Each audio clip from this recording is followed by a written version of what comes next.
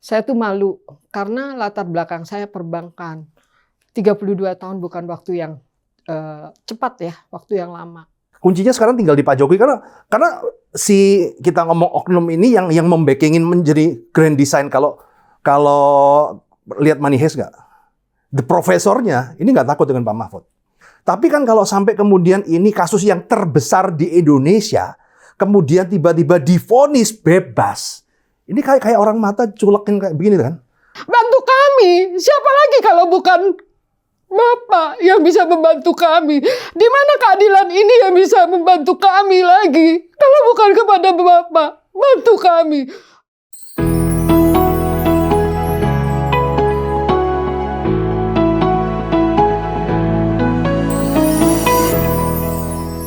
Halo, saya Cheryl Tansil. Kali ini kita bertemu di program baru di Cokro TV, Gado-Gado Cheryl Tansil.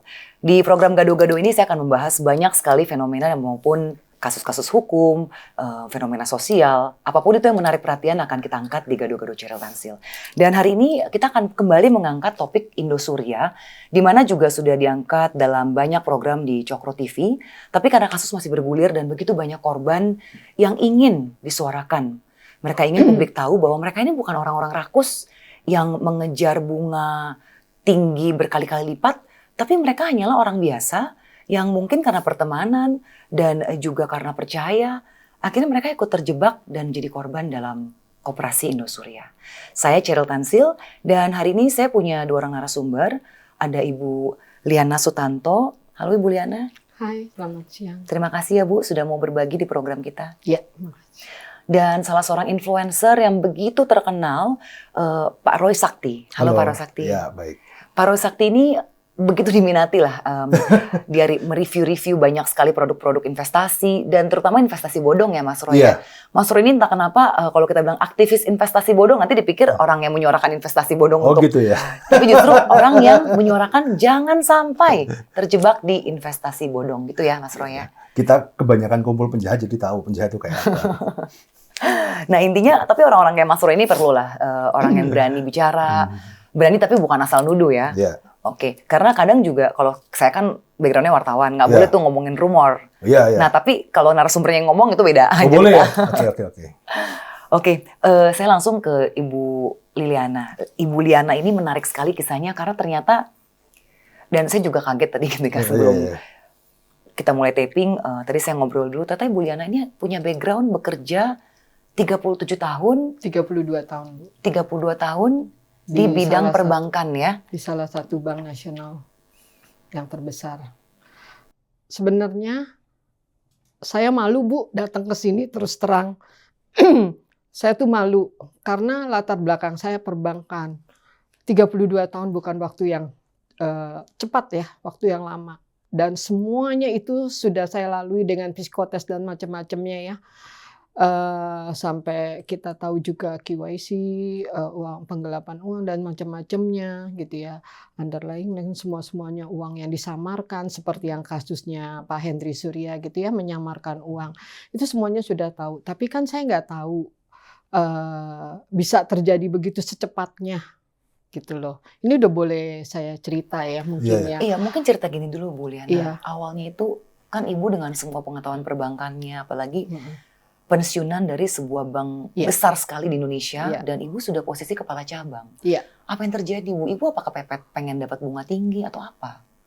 Gini Bu, saya tuh tidak teriming dengan bunga tinggi karena saya tahu kalau bunga tinggi pasti high risk gitu ya.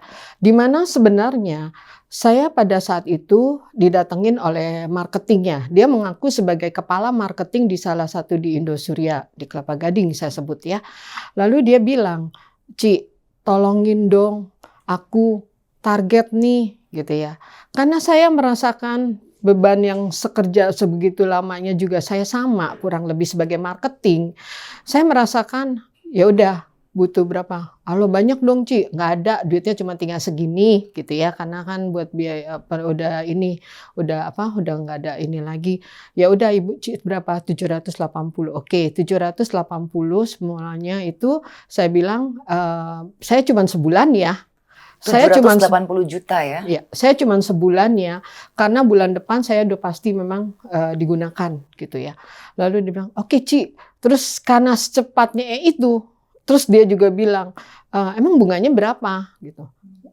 Beda dikit kok sama bank, ya sudah gitu ya. Saya pikir Berapa kan tuh masih waktu aman. itu? Saya lupa ya, sekitar waktu itu kalau nggak salah perbedaannya sama bank itu cuma 1%-an.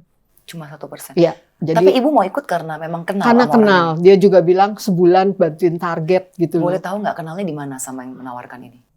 Kebetulan dia adalah sama-sama pernah dulunya juga kan marketing juga di tempatnya saya juga kebetulan saya juga udah kepala cabang, terus dia juga akhirnya karena prestasinya akhirnya dia naik juga jadi kepala cabang. Jadi istilahnya mantan bawahan ibu lah. Tapi ya? bukan dia mantan persis ya, karena dia marketing lain ininya. Cuman akhirnya saya baru tahu ternyata dia kan bukan saya tahu ternyata sebenarnya pada saat selesai kejadian saya nanya sama dia, kamu tahu nggak sih sebenarnya kamu mau jahat sama saya, ngebohongin saya? Betul Ci, saya nggak tahu apa-apa. Masa sih kepala cabang nggak tahu apa-apa? Ingat ya, kamu mengorbankan saya, Tuhan pasti membalas semua apa yang kamu lakukan terhadap saya. Terus saat itu saya pikir, saya juga nggak ngelihat kebodohan saya terus terang. Saya karena cepatnya waktu, Ci tanda tangan aja Ci, nanti biletnya tinggal disusul. Saya kepikir bilet ya udah gitu, saya pikir aman ya, saya pikir bank atau apa ya udahlah. Saya buru-buru juga pada saat itu, dan dia juga buru-buru juga gitu. Ya udah Ci, nanti dianterin ya. Oke, kira-kira udah seminggu atau 2 minggu mau deket jatuh tempo, saya bilang ini bawa lagi biletnya nanti. Ci, sorry Ci, aku mesti banyak ngomong nih gitu ya, mesti ngomong sama Ci. Akhirnya dia cerita ternyata nggak bisa dicairkan karena sudah diblokir rekeningnya Indosuria gitu loh. Jadi saya kurang pada saat itu mungkin karena saya pada saat selesai ini saya kurang baca juga apa gimana sebenarnya sih saya nggak dengar apa-apa Ini waktu join tentang Indosuria. kejadiannya kapan ya? 2019 Desember. Jadi Desember. Januarinya udah diblokir ya? Iya. Januari Jadi 2020. sebegitu cepatnya gitu ya. Tapi ya itulah saya bilang sedih, kecewa sama temen. Maka saya juga sebenarnya pensiun juga sudah dibilangin. Jadi nanti kalau kamu pensiun, hati-hati banyak yang teman yang datang nawarin ini nawarin itu, jangan mau. Gitu. Ini Nggak tahu. siapa yang ngajarin? Ya itu semua kepala-kepala yang di divisi manapun istilahnya sampai ini juga dibilangin hati-hati kalau udah pensiun banyak tuh jadi inian apa ladang untuk mereka yang ingin nipu dan lain-lain. Saya menjaga, tahu itu bisa kelewat ya. Tapi sebenarnya sih kejadian ini saya terus terang berdiri di sini pun dengan malu. Dengan malu saya sebagai seorang kepala cabang. Tapi sebenarnya kalau boleh saya cerita, banyak juga teman-teman saya yang kena.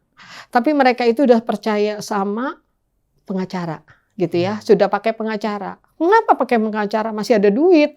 Lah kalau saya nggak ada pakai pengacara karena saya nggak ada uang lagi. Kalau saya ada mungkin saya bisa gitu ya pakai pengacara. Saya nggak pakai pengacara karena diminta dari pengacara awal sekian-sekian. Saya nggak ada lagi. Jadi saya kepikir Diminta berapa oleh pengacara nih? banyak macam relatif gitu ya, sampai mau di PKPU pun itu banyak yang nawarin diam-diam sebagai datang sebagai korban ternyata nawarin juga gitu ya banyak. Tapi saya mengangkat enggak. Tapi pada saat itu nggak tahu bagaimana saya diketemukan di pengadilan itu orang yang memang Bu gabung aja di grup. Nanti kita ada grupnya. Grup ini tidak kena biaya apapun juga, tapi kita wadah untuk saling merasakan penderitaan kita sama-sama. Jadi kita nggak sendiri loh, gitu loh. Di grup ibu aja ada berapa orang yang ikut? Saya kurang perhatiin, karena saya juga kalau mikirin begitu terus, saya tuh sedih dan kecewa. Jadi lebih baik ya udahlah jalanin hidup ini apa adanya, gitu loh. Ibu kehilangan uang pensiun itu berarti semua uang pensiun ibu atau masih ada sisa? Masih ada sisa. Tetapi kan saya terus terang mau ada usaha lagi. Tapi dengan usaha itu, dengan uang adanya di situ saya pikir bulan depan udah harus go jalan gitu ya. Akhirnya saya minjam uang Bu di salah satu bank juga. Dan saya minjam uang itu jaminan rumah saya. Sampai sekarang ini saya stres terus terang. Karena usaha ini juga nggak berjalan. lancar, nggak berjalan lancar, dan saya harus menutupin bunga bank. Dari mana gitu loh. Sedangkan cicilan saya juga harus bayar. Suami masih kerja? Suami udah nggak kerja dari saya. Tahun 95 dia udah pensiun.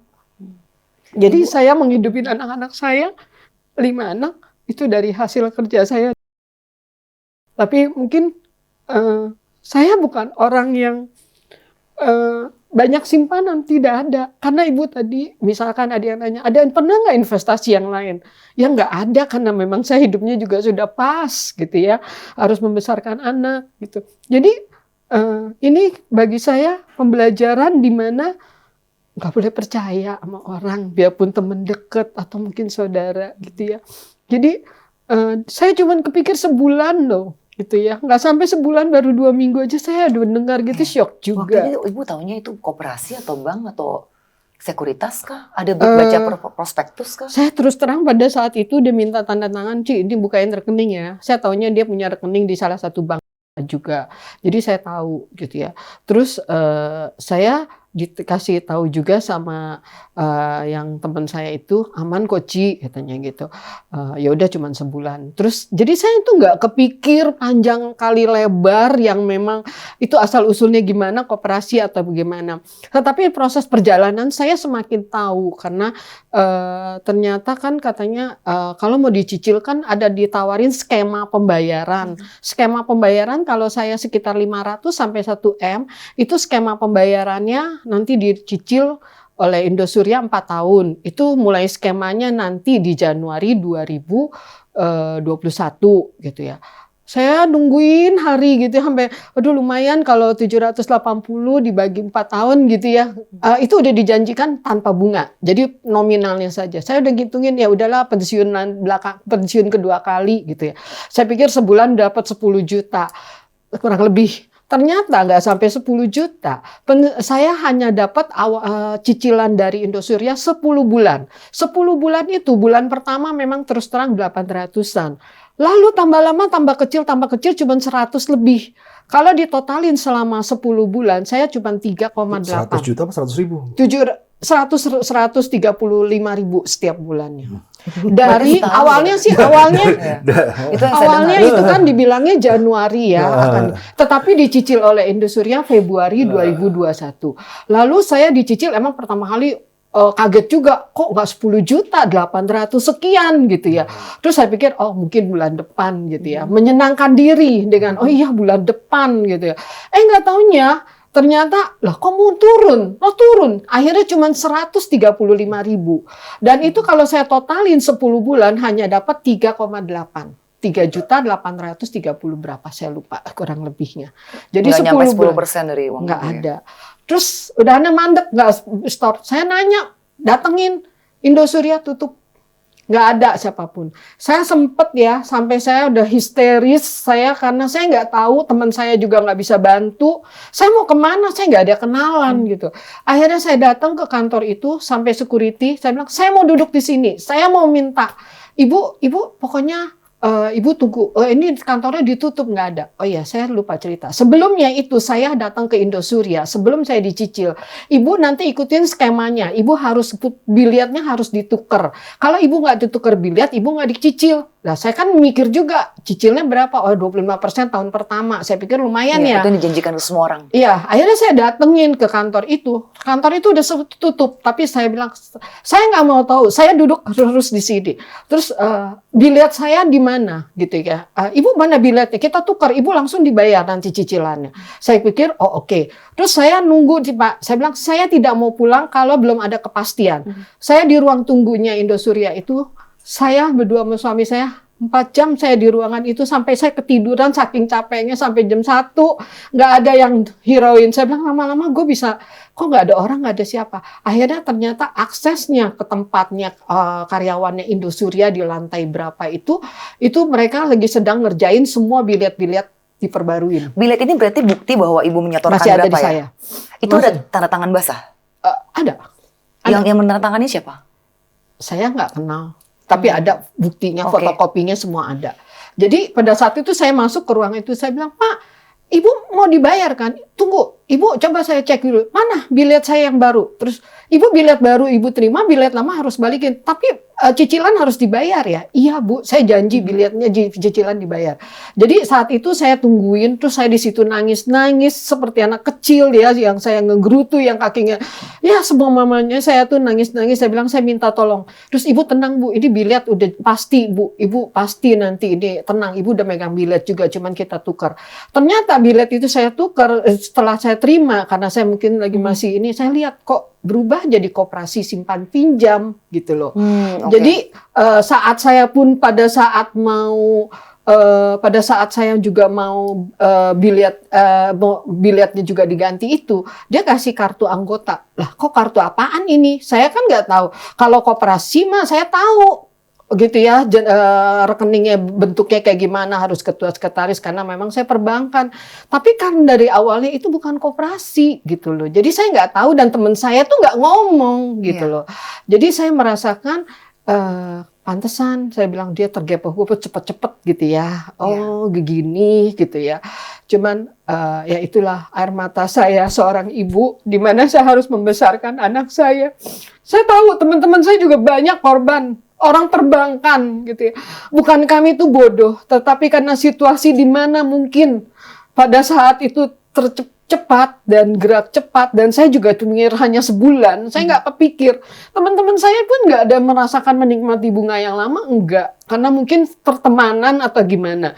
Jadi karena saya merasakan suka dukanya jadi marketing seperti dia, ya udah saya ngikut. Tapi saya sampai sekarang tuh aduh, penyesalan memang terjadi Ibu di ya, belakang ya Bu. Jadi sekarang bagaimana perasaan Ibu ketika mengetahui vonis bebas untuk Henry Surya? Pertama-tama saya cuma bilang, di mana letak keadilannya? Mungkin di dunia ini dia mendapatkan keadilan. Tapi ingat Pak Henry Surya, keluarga, di akhirat belum tentu engkau mendapatkan seperti yang di dunia ini. Sadarlah. Saya hanya menghimbau, sadarlah. Ini uang yang pensiunan saya yang 32 tahun yang saya bekerja.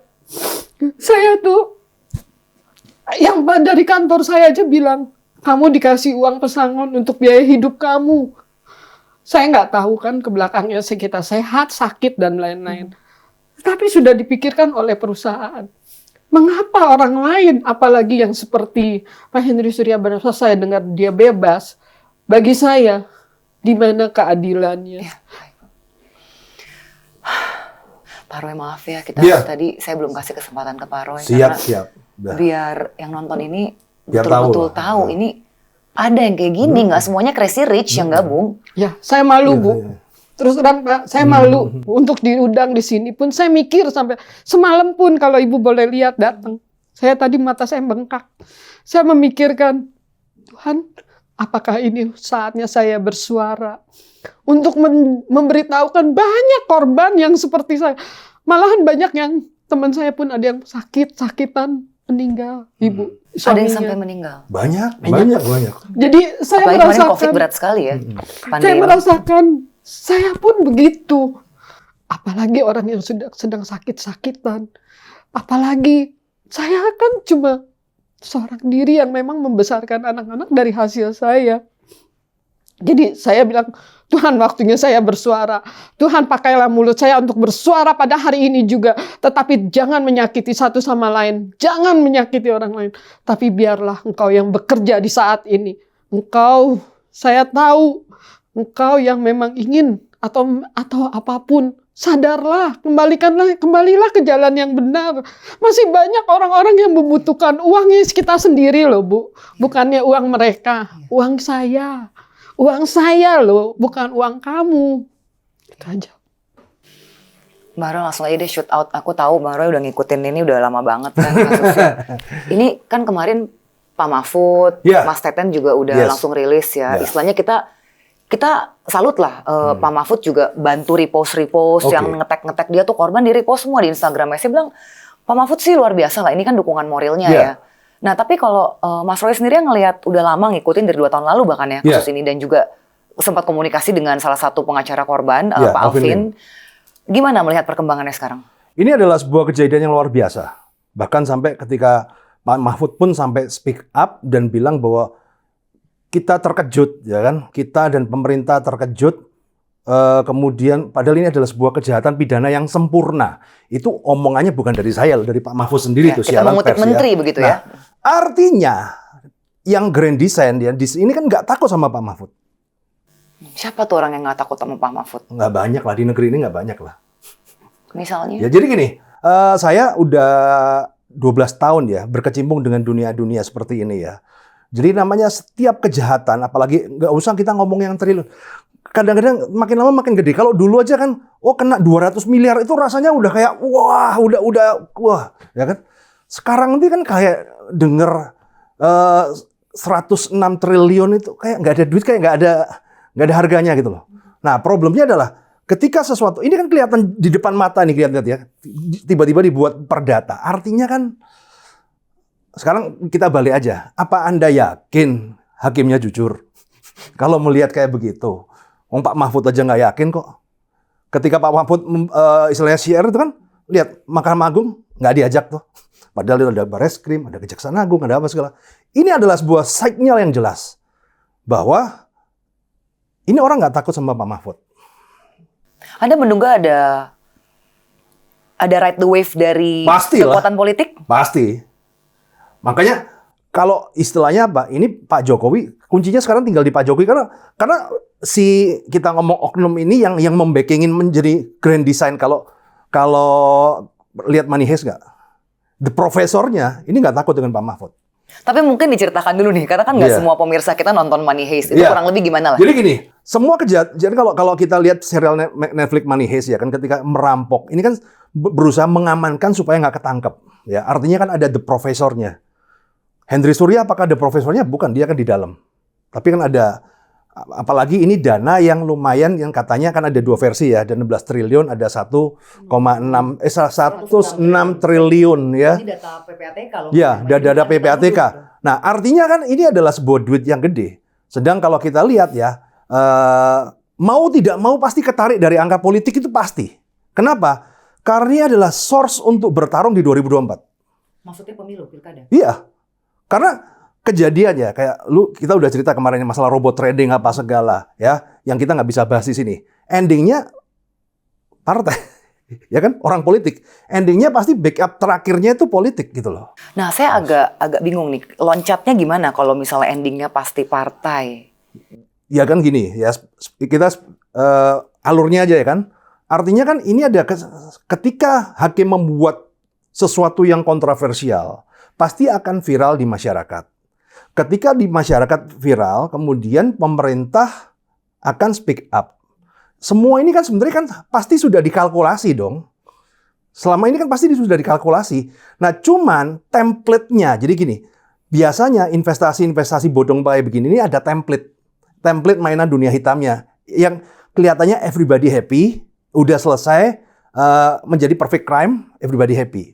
Yaitu biasanya nih, template-nya adalah pasti di antara pelaku utama itu ada yang kabur dan ada yang ditangkap. Di sini juga ada yang kabur ya? Iya, sama. Template-nya sama. Nah, nanti yang dikabur ini, yang ditangkap ini ditumbalkan.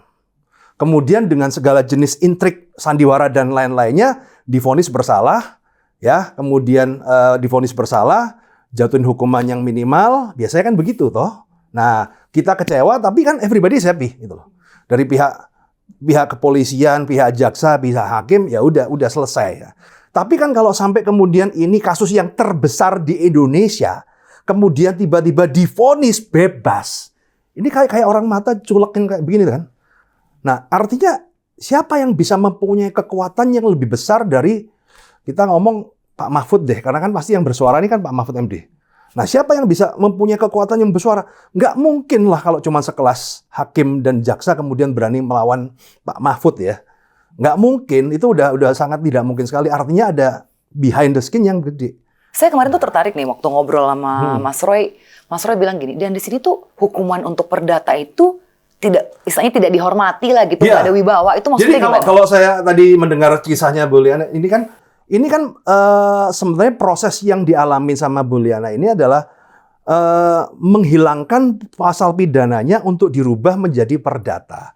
Nah, memang ada kendala. Jadi kan kendalanya di Indonesia ini tidak mengenal contempt of court. Jadi ketika seseorang Jadi gini, ketika seseorang melanggar hukum perdata, itu tidak ada hukumannya. Jadi putusan perdatanya misalnya harus ganti Harus sekian. ganti rugi sekian. Ya kan dibayarnya cuma berapa? Terakhir 100.000. Nah begitu ini dia tidak bayar, tidak ada hukumannya. Kalau di negara lain bagaimana? Singapura ada contempt of court. Jadi namanya ketika kamu tidak melaksanakan hukum perdata, maka kamu dianggap menghina pengadilan. Dan itu bisa masuk penjara. Hukuman badan lagi gitu ya? Iya. Nah kalau di sini nggak ada. Nggak Dari ada. semua kasus-kasus investasi bodong, robot trading semua. Iya. Jadi gini, kira-kira buat teman-teman, buat masyarakat ya, hati-hati. Makanya kadang-kadang modus mereka untuk menghilangkan pidananya adalah PKPU. PKPU, ya kan? Kan ada yang bilang nih di komen, Pak, PKPU kan kalau putus pilot kan sebenarnya kan bisa disita. Nah, pinternya si pelaku kejahatan ini ketika PKPU kan ada namanya kan mengambil suara. Ini mau penundaan apa pilot. Nah, biasanya korban dipecah dengan diberikan iming-iming. Lu pro kita dong, atau kalau nggak gitu pengacara-pengacaranya di dia. Jadi ketika pemungutan suara bukan pilot yang terjadi, tapi adalah homologasi itu, yang pembagian kecil-kecil, pokoknya udah PKPU-nya jalan. Nah itu ya akhirnya kejadian sama kayak ibu ini di Tadi Mas Roy melihat dengan saya sih bilangnya licik ya. Iya. Bilet asli yang ada tanda tangan basah itu kan berkekuatan hukum resmi ya. Tiba-tiba diganti dan itu langsung berubah semua. Tiba-tiba jadi Ya, ada itu kan, kata-kata kata operasi. kuncinya kan mereka kan menghilangkan unsur pidananya. Karena ternyata seakan-akan nasabah sudah setuju Iya, untuk jadi iya, anggota koperasi. iya. Jadi yang di belakang itu tidak berlaku surut begitu ya. Oke. Nah itu kan artinya ada celah yang di situ dimain-mainkan sih. Gitu. Cuman kan kalau sampai seperti ini saya ngomong sangat keterlaluan sekali, karena bebas. Kalau divonis nih cuma 3 tahun, ya kan misalnya divonis 3 tahun apa segala, ya kita boleh kecewa ya kan, tapi ya sudahlah gitu loh. Nah dan kemudian kan ini kan juga menyakitin perasaan korbannya dong. Ibarat kata lu udah ya buliannya udah habis waktu, habis perkara, habis segala. Endingnya cuman minimal kita dapat keadilan. Oh ya masuk penjara. Apa sih susahnya kayak begitu? Ini korban banyak yang tag saya di Instagram, sosial media, ada yang berusaha menghubungi platform sosial media saya lah. Mereka bilang titip Bu Cheryl, ini titip banget Mbak Cheryl. Kenapa kita tidak bisa menyita aset Indosuria di luar koperasi? Jadi katanya itu sulit sekali. Sementara kan ketika mereka ditawarkan ikut, ditayangkan video bahwa punya 30 entitas usaha yang lain. Kok nggak boleh disentuh? Nah ini secara hukum gimana nih? Nah makanya kan waktu itu kan Alvin Lim membuat satu terobosan. Kita nggak bisa ngalus pajak perdata, kita hajar pidananya gitu loh. Karena kan pidananya yang berhak menyita itu adalah polisi. PKPU tuh nggak bisa berhak nyita, cuma ngitung aja kan. Lu mampunya berapa, seperti itu.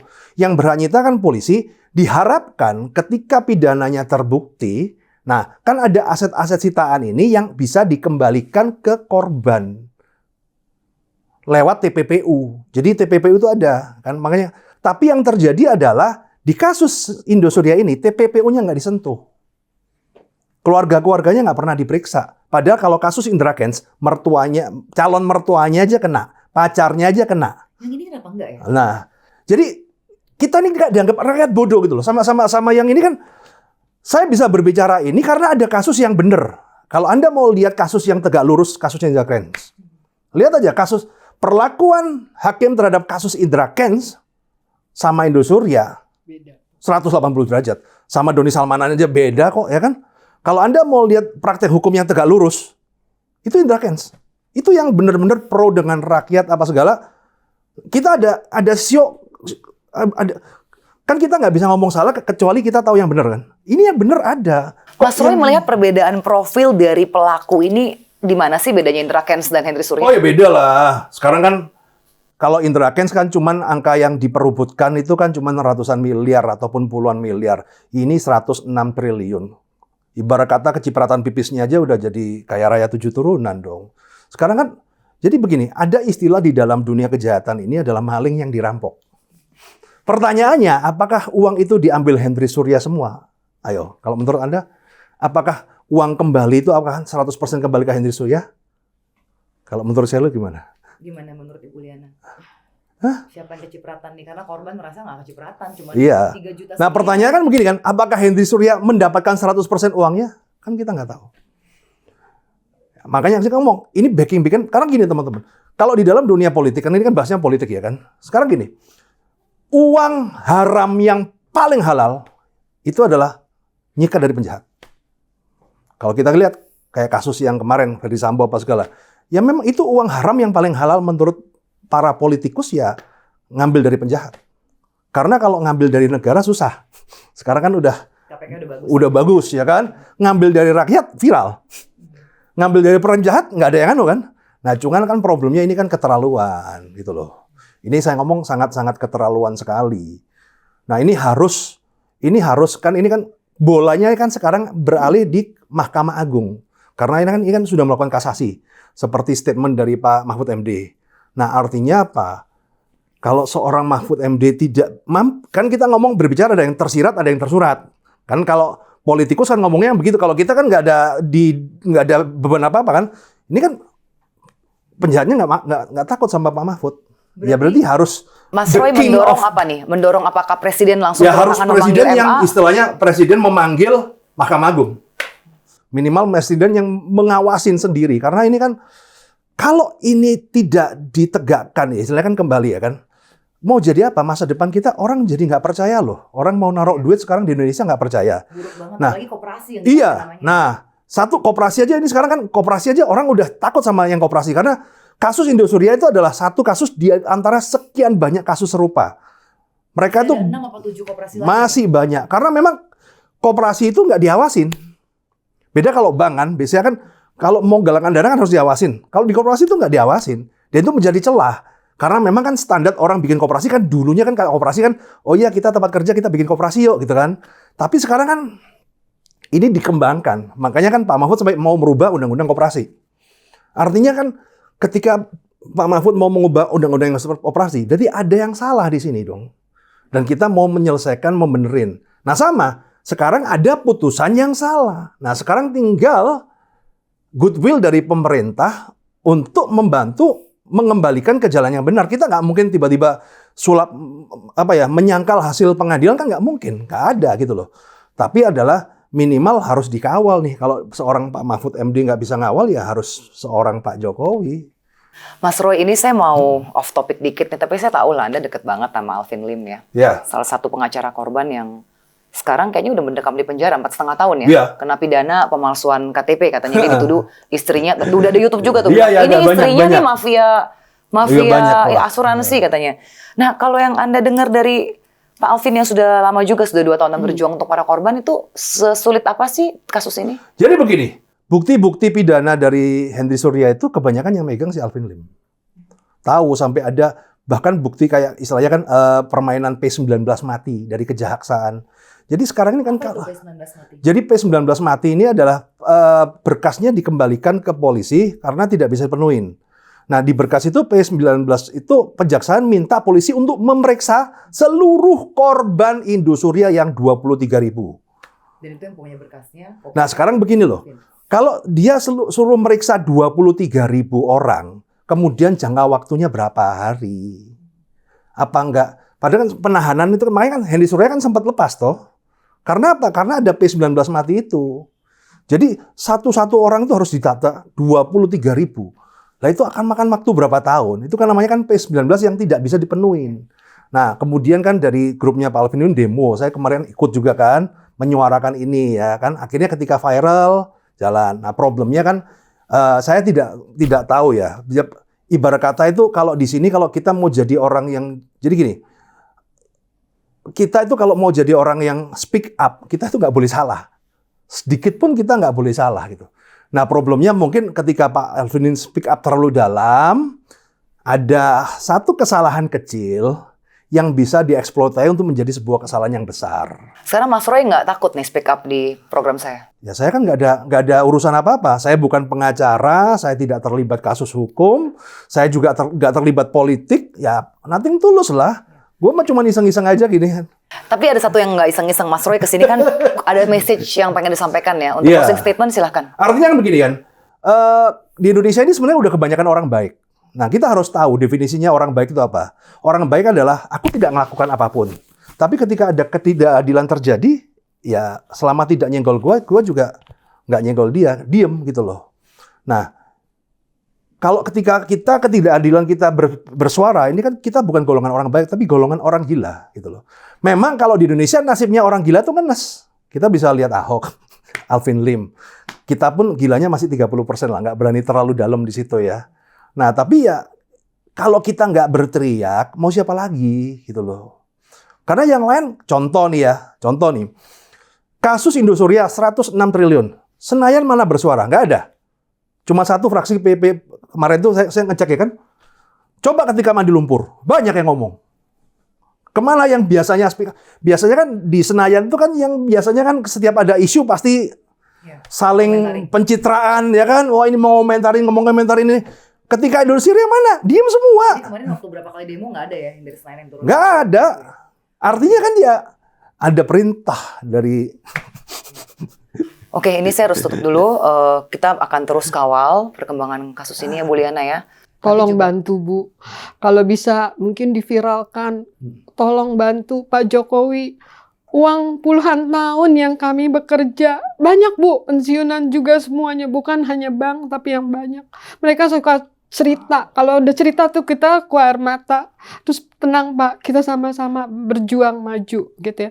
Saya sendiri pun orang yang kemarin ini salah satunya di pengadilan, karena saya juga harus sering datang pengen tahu perkembangan. Saya sempat berani maju ke depan di depan hakim. Pak Hakim, seumur-umur dalam sidang baru sekali Henry Surya disidangkan. Selama ini nggak pernah dihadirkan gitu ya. Jadi saya pada saat itu saya ngeliat Pak Henry Surya terus gitu langsung saya Pak Hakim, saya ingin ngomong sebentar sama Pak Henry Surya. Saya minta waktu sebentar untuk saya bicara dengan Pak Henry Surya. Terus ya Bu, nanti selesai ini ya Bu, selesai sidang disediakan waktu untuk Ibu. Ya, tolong ya Pak Hakim yang mulia, tolong Pak Hakim yang mulia. Pada saat itu karena saya juga ya mungkin lagi sedih juga ya ngedengar kayaknya banyak yang teman-teman disorakin keluar yang memang nggak bisa mengikuti ini silakan Bapak keluar gitu sebelum diusir ya. Karena berisik gitu ya disuruh keluar. Jadi kita kan kadang-kadang suka gitu ya. Terus akhirnya saya sendiri pun waktu itu sempat juga sama Hakim yang mulia saya benar-benar batuk gitu keselak. Ibu sengaja ya, saya tuh benar-benar batuk dan saya minum air di tempat itu juga. Jadi benar-benar, saya bilang saya demi Tuhan emang saya pas lagi kering gitu loh Pak. Jadi di mana sebenarnya saya lihat keadilan kok seperti ini ya. Akhirnya nggak gitu ditemuin ya. Terus saya pada saat itu saya nguber dong ke depan buru-buru. Nggak taunya kan dia kan lewatnya dari belakang. Nggak taunya saya nggak tahu. Pokoknya pada saat itu ya itu udah keluar. Gitu. Ini waktu vonis bebas ya? Belum waktu disidangkan pertama kali. Jadi 3 atau 2 kali sebelum sidang keputusan kalau nggak salah. Ya. Jadi kasus itu udah beda lah, kayak diistimewakan. Ini dari korban aja batuk nggak boleh ditegur hakim ya? Luar biasa ya. Saya tuh sedih banget gitu ya. Kok masih ada sih di negeri yang saya tercinta ini. Gimana anak-anak kita nantinya hukum tuh mau dikemanakan larinya gitu loh. Ayo. Semuanya tolong, semua law firm, semua pengacara bersatulah untuk mendongkrak, untuk menjadi negara ini benar-benar bersih. Menjadi negara ini jadi super memang membela orang-orang yang memang membutuhkan. Bukan membela orang-orang yang banyak duit, tetapi membela kami yang benar-benar korban. Bantu kami, Pak Jokowi, Pak Mahfud MD. Bantu kami, siapa lagi kalau bukan Bapak yang bisa membantu kami. Di mana keadilan ini yang bisa membantu kami lagi? Kalau bukan kepada Bapak, bantu kami. Cuma sekali lagi saya mohon, Pak Henry Surya, kembalilah jalan yang benar. Kembalikan harta kami semua. Dan untuk seperti yang tadi saya dengar Pak, mungkin kalau memang sampai suatu partai atau politik yang memang bantu kami. Bantu kami, itu uang kami. Uang dari masih muda kami sudah bekerja. Bantu kami. Ingatlah uang kami. Ingatlah membantu kami. Semuanya. Terima kasih. Makasih Bu Liana ya udah sharing di sini. Mas Roy kita tutup dulu Mas Siap. Roy ya. Kita kawal sama-sama Mas Roy ya. Yeah. Mas Roy dengan platform Instagram dan YouTube-nya. Kita juga akan suarakan terus ya Bu Liana ya. Bantu kami Siap, Pak. Ya. Terima kasih Sama-sama, Pak. sama-sama. Dan sekali lagi kita juga mau mendorong, kita akan mendukung jika Presiden memanggil Mahkamah Agung ya. Ya, Tentunya Bu, ya. untuk selalu teman-teman bantu dimanapun juga. Kami korban. Kami bukan penonton. Kami sering dibilang sama Hakim yang mulia, penonton diam. Saya sedih banget. Saya bukan penonton. Saya datang ini capek. Membuang waktu, membuang biaya Bu, karena saya juga jauh. Itu aja sih Bu. Tolong, saya ini korban. Baik pemirsa, kita tutup dulu Gado-Gado Cheryl Tansil. Kita akan berjumpa di tayangan berikutnya. Dan kita juga masih akan terus membantu mengawal kasus Indosuria. Sampai jumpa.